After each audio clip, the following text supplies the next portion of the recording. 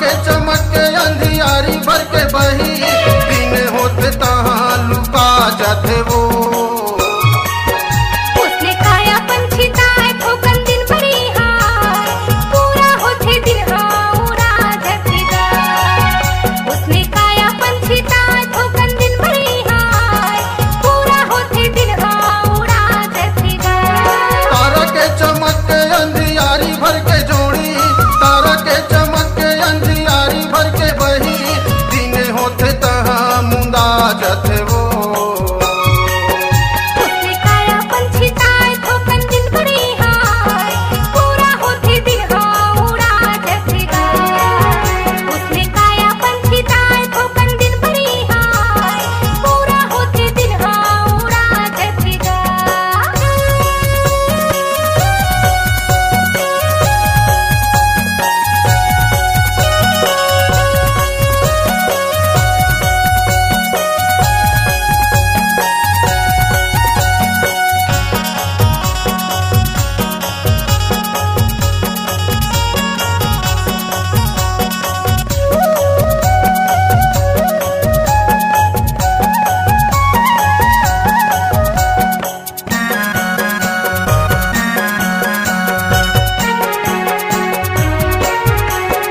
अंधियारी अंजोरी जैसे होते बही जग माँ, होते बही जग माँ। बाबाला बसावो हमन अपन रग रग माँ, अपन अन तस माँ।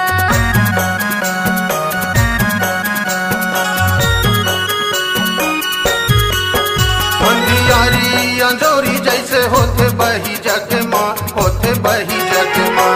बाबाला बसावो हमन अपन रग रग माँ, अपन अन तस माँ। कोयली के कुहू मैनक मीठी बोली,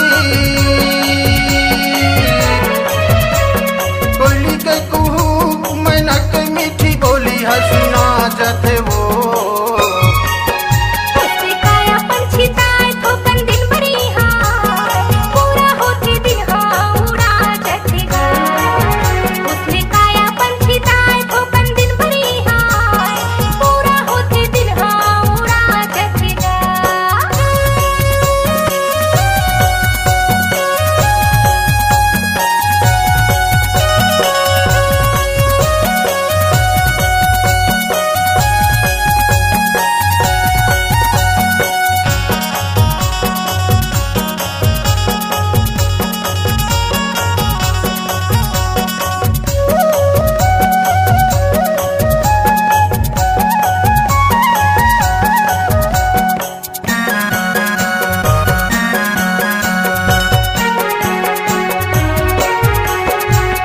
कांच के कटोरी जोड़ी रखी बेसंभाली के, रखी बेसंभाली के।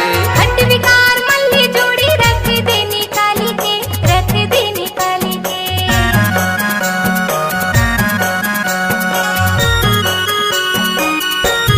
कांच के कटोरी बही रखी बेसंभाली के,